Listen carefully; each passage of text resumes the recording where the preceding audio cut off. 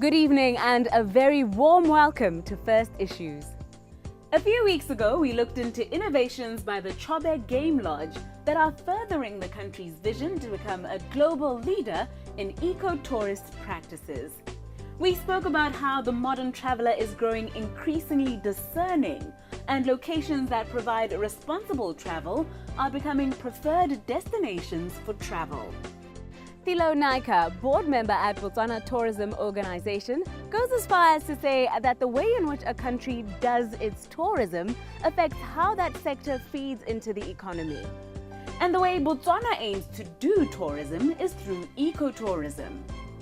A recent trip to Kasane, we are happy to report, has revealed that the country is doing exceptionally well in furthering ecotourism objectives being aggressively promoted by the BTO as a national objective, one that views tourism as our new inexhaustible diamond. The Okavango Delta, recently inscribed as the 1000th World Heritage Site, won the 2013 Condé Nast Travelers World Savers Award under the category Sustainable Destination in a Developing Country. The Kasane Airport just became the first African airport to sport an electronic vehicle parking bay. And we recently got to witness the official launch of the first ever electronic game viewer and skimmer boat named Freedom 3 and Freedom 4. We speak to the people behind this innovation tonight to hear how they pulled it off and managed to contribute to the mission to make Botswana a country renowned for sustainable and responsible travel. Welcome back to First Issues. Being in an electric game viewer or electric skimmer boat is a surreal experience. One literally smells or hears nothing they would normally associate with being in such a big mode of transport. Case in point. Beyond the obvious and immediate benefit of experiencing a soothing, less invasive, first-hand view of nature, this momentous innovation has larger implications for our local tourism sector. The man at the heart of this initiative, Jonathan Gibson, tells us more. Good evening, Mr. Gibson. Good evening, Nametsu. What was the heart, the thought process behind the commissioning and investment into these electronic vehicles? Nametsu, it's been a dream for a long time because I've realized because we only use boats and vehicles over a relatively short period for 2 or 3 hours a day and then they go and sit back there, that we have an ideal opportunity to use electric vehicles because we're not traveling vast distances.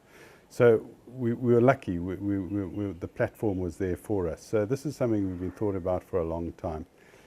Electric vehicles, as the DC said in his speech yesterday, have been around for a long time, but not heavy 4x4s. And we were lucky to come across Anthony English and his company that actually was specializing in heavy 4x4s. So it was a question of giving him our vehicle, one of our Land Rover 130s, and him fitting his mechanics into that vehicle. And we discovered, yes, it actually works very well. It's amazingly effective. Of course, the capital cost is very high, but if you think at the end of the day, there's zero pollution from it. The maintenance costs are considerably reduced because there's no oil changes, there's no filter changes or anything like that at all. And you know, our fuel costs, our energy costs will probably run at about 25 to 30 tebi per kilometer, where diesel was costing us at least 2 pula per kilometer. So yeah, there are day-to-day savings. Of course, the real test is going to be mechanically, how well it lasts, and of course, how long the batteries last at the end of the day. If they last the 5 years that they should last, then it's going to be great. But if we have to replace batteries after 3 years, that's a very, very expensive part of the whole thing. And we're going to then have a look at it and find out it's not as cost effective as we imagine. So it's really environmental issues. And hey, if they're cost effective as well, of course, that's just something that just fits both ways. And we're very, very happy for that. What intrigued me more, funny enough, than the vehicles was actually the boats. Because it's on the river we actually have most of our environmental problems. We've got speed controls on the land, and the nature of the roads only allows you to travel at quite a slow speed. The problem is with the river, you can put ever more powerful engines on boats and they can go ever more fast, basically. So there's a lot of abuse of boats on the rivers and the way the boats are operated and that sort of thing. So what I want to do is to have a situation where we slow down the craft on the river and we make them operate silently, and they operate in a zero pollution situation. And I think we can really change conduct on the river tremendously. And this is, as I said in my speech yesterday, you know, when we put together the management plan for the Chobe National Park 12, 13 years ago, we realized electric boats were the way to go. The technology was never there. Now today the technology is there, and my interest is not just a Chobe Game Lodge interest. I'm chairman of the management committee for the Chobe National Park. I'm looking at this in a much broader context for the whole industry, basically.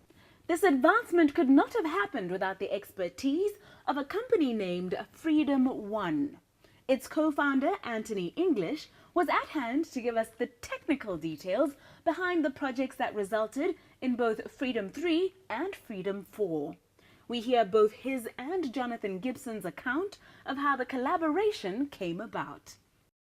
Well, actually this started off with a while back with me developing a design for an electric car, because I really saw that it had a future, and I knew the technology was more or less ready at the time, and it's certainly ready now. And then I met Lizette, my partner, and she was really excited about marketing it, because that's and branding a new brand, that's her speciality. So that's really how Freedom One came into being. As a company offering electric vehicle conversions and electric boats and various other products. And then suddenly we got a lot of interest from the press as a result of Lizette's work, and Johan Brever from Chobe, he saw an article in the Leisure Wheels about us and how successful our prototype had been, and immediately contacted us and said he wants us to come to the lodge with our car, with our prototype, so he can test it. And that's exactly what we did. We brought it all the way up here. We had to tow it because it would have taken too long to charge it so many times on the way. But we got it here and tested it here for a few days, and he was so excited about it. He sent his first Land Rover down to us for conversion, and that's and then on the successful completion of that conversion, which is the vehicle we're sitting in now, made him so confident in our abilities and our commitment that he decided to partner with us. How was the partnership with Freedom One? Was it difficult logistically, working with a company in another country? Was it easier than you had imagined? Can you tell us how that particular journey went? I think we were really lucky with Freedom One. We found people were very much a like mind with us, and so it was quite easy dealing with them. They understood what we wanted, and we understood what they could deliver at the end of the day. Of course, doing anything up here is quite difficult. We had to strip a vehicle down, take its engine gearbox out, then put it on a trailer, and you've got to drive it all the way down to Johannesburg, leave it there for a couple of months while they rebuilt the vehicle. And there was obviously a lot of discussion while that was going on between us in terms of speccing the vehicle and that sort of thing. Finally, the vehicle is ready, and you've got to go down to Joburg again, put it on a trailer, and bring it back through the customs, immigration, and all that sort of thing, back through to Botswana, a distance of some 1,300 kilometers. So yeah, not an easy thing to achieve, but frankly, very, very worthwhile at the end of the day. And I'm just so pleased we've done it. It's magic. It's a dream come true. What harm are the current practices that we see on the river really doing to the Chobe?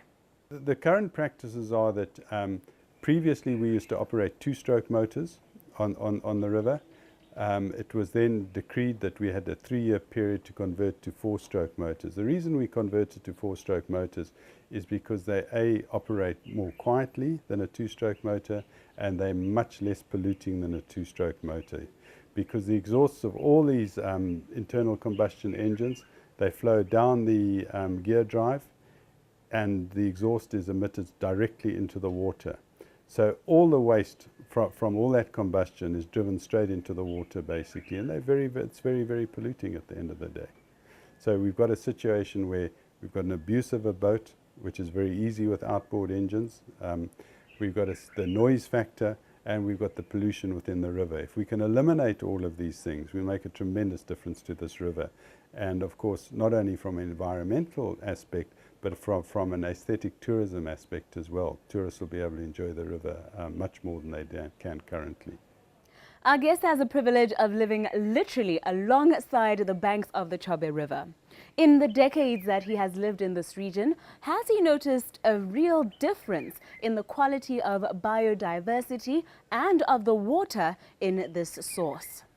When we lived at Serendella, and even the early days here at Chobe Game Lodge, we drank water straight out of the river. We never gave it a thought, and we were brought up on that water. The situation now is that we've actually got Namibian houseboats that are dumping their sewage directly into the river. So there's no ways you can drink the water out the river anywhere, and I just think it's unacceptable to my mind that we're actually polluting this resource like this. What went into designing Freedom 3 and Freedom 4?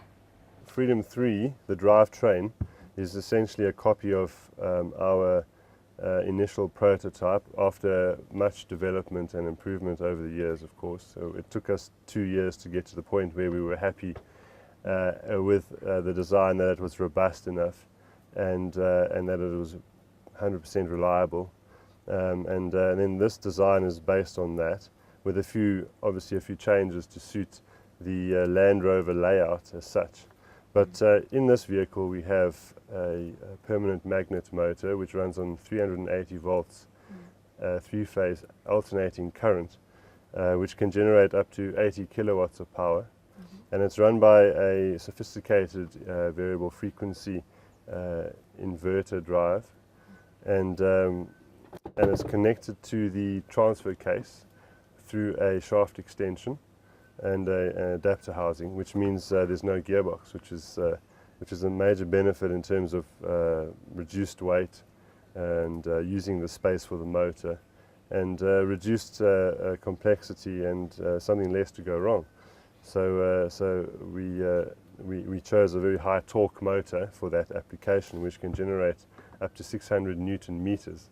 So obviously you're going to ask me, well, where does the power come from? And I left that for last, and that is 180 lithium iron phosphate batteries. They're essentially the mature lithium battery technology at the moment, which have been well proven, and the pricing is expensive, but it's acceptable. And we have a total onboard capacity of 35 kilowatt hours. Essentially we can run 35 kilowatts for an hour off of this battery pack. And that'll take this car a total distance of sand driving of up to 100 kilometers in the park, which is more than adequate for Chobe Game Lodge. And on the tar, it goes further because there's less resistance. So that'll be about 150 kilometers, and which is very good for such a big vehicle. Some experts say that in regions that depend heavily on conventional fossil fuels for electricity generation, such as Botswana, electric vehicles may not demonstrate a strong life cycle emissions benefit. Basically, a country's energy mix affects the environmental advantage of electric vehicles. What are Anthony's thoughts on this? Be hesitant to quote statistics and research numbers offhand, but my research has led me to believe and understand that carbon dioxide and greenhouse gas emissions are substantially less through the electrical generation plant process to the point of use than what it is to produce petrol and diesel, given the fact that oil has to be drilled from deep underground, it has to be transported halfway across the world, it has to be refined, and then it has to be transported all over the place to all the networks that sell the refined diesel and petrol. And then the efficiency of an internal combustion engine is extremely low. So in proportion or in relation to an electric motor, this electric motor is 95% efficient, whereas a petrol motor, offhand I understand, is in the region of 30%. So that's how you end up with less greenhouse gas emissions using a coal-fired generation model as such. But of course that is just an interim vision for us, the ultimate objective is once there's enough vehicles on the roads, you can justify infrastructure that provides charging facilities off the sun, solar power, and also private individuals and companies like Chobe can see themselves installing solar panels to charge their vehicles. So then you suddenly become emission free. Then beats petrol and diesel vehicles hands down. As we conclude this evening's conversations, we ask our guests what grander vision these electric vehicles attest to for both Chobe Game Lodge and Freedom One. Chobe Game Lodge has been at the forefront of eco-grading as introduced by the Botswana Tourism Organization, and we always wanted to be out there. It was quite difficult for us to achieve because this lodge was built in the 70s where there was actually very, very little thought for all these issues. Now, of course, we have them and they're on us, and we've all taken them on board. And so, you know, we were determined, because of the very privileged status we have here, being in the national park, of actually making sure that we cleaned up our act as much as we possibly could, and we got these gradings. This obviously goes far beyond those gradings because there's no obligation for electric vehicles or electric boats or anything like that now. But I can see a situation where in some future date these things sort of will come in, and it's great to know that we're at the forefront there and we're proving this technology. Ecotourism was an excellent stage to introduce and to launch this technology. Because it has perhaps the greatest leverage of value to the operator in terms of a completely new experience for the guests, and it actually will attract more guests, and it'll have a value to the operator that is in excess of the pure economics of the vehicle alone. So that's why it's a good stage for Freedom One to start. And once the technology is well understood and proven to be robust, and people's perceptions about range have been quietened, then there will be so much more uptake in other industries as well.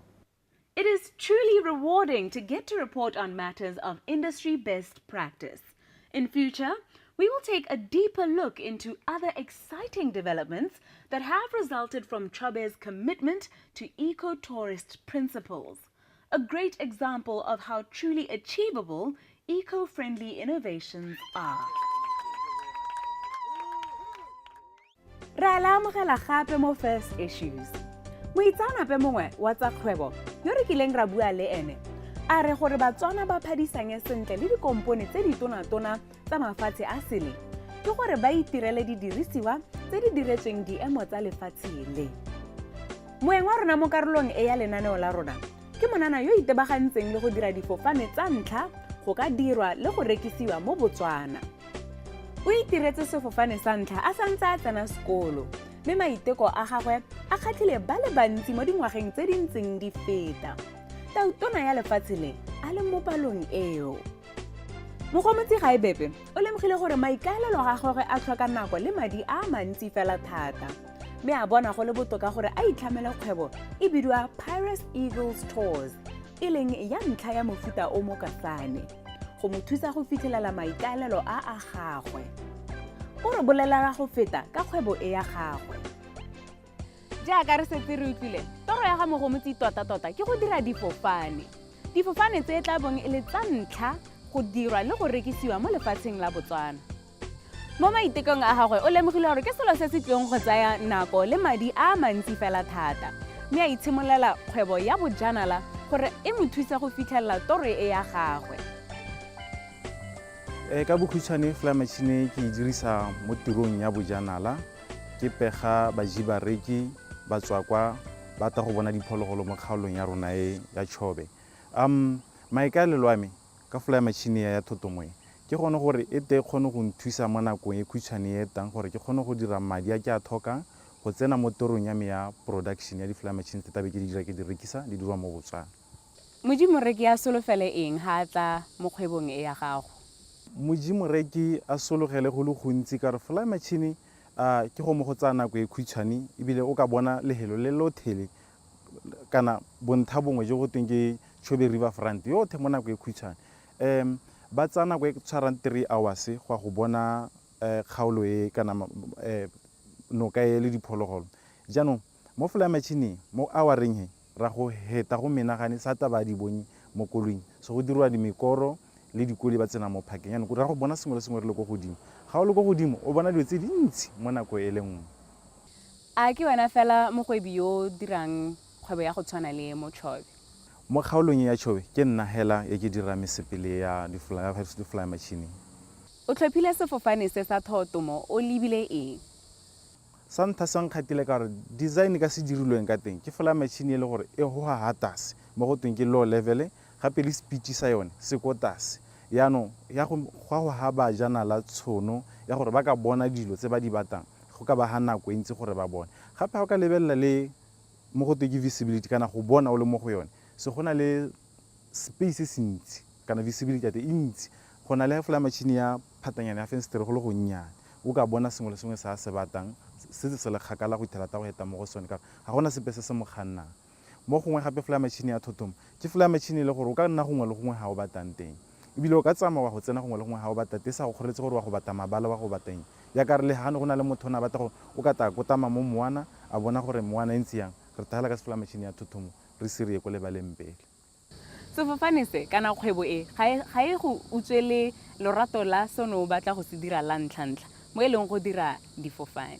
Ke motho e ke elang dilo thoko ke lemogile gore goromente tota go na le recession so goromente ga ana madi ebile na go ntshupeditse gore tota goromente wa rona ke goromente yo na le dikeletso tsa Batswana kana o na kgona go nkisa sekolong so ke bua ka nna gore na nkisa sekolong gompieno yana ke professional pilot ke mo stage sa commercial ke mo go tsamaya goromente nna tota ne se ke ka kgona jaanong ke lemogile gore go tota ga nka kopa one madi a ke a bata a 7 million gore ke simolole production go tsaya le nako goromente sa tsaya le kwa go na le yone thaolo ya madi jaanong ke lemogile gore ga nka tsaya fly machine ya thotomo ke a e dirisa le nna ka tsena mo bojaneng ka re setse ke lemogile gore gone dipoelo di teng ke ka kgona go tsena ka simolola ka reisa madi a gore nka simolola mo production ga ke bua le wena gompienana ke kgone go reisa madinyana ke kgone go simolola ga tabe ke go ba teng dithuso tabeng ke di dirisa ke tsogagala ntse ke fly machine tse dinnyanetse go fofisa fly machine gone go monate go monate hela thata tota so a akanya gore le mo workshop o kgaola ditshipi o dira di-measurement